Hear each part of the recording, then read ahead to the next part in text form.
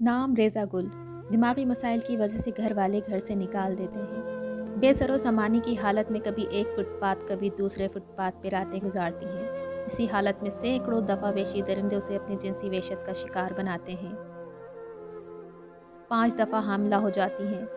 3 बच्चे मुर्दा हालत में जन्म लेते हैं। चौथा बच्चा एक दिन पानी में डूब जाता है।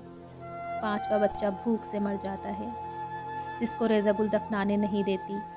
मगर किसी वक्त आंख लग जाने की वजह से लोग वो मरा हुआ बच्चा उठा के दफना देते हैं। जागने पर रेज़ा गुल बच्चे को ना पाकर और ज़्यादा बावली हो जाती है।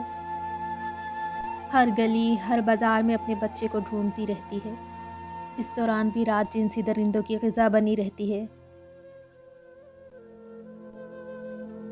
और दिन के वक्त शहर के बच्चों की पत्थरों का शिकार।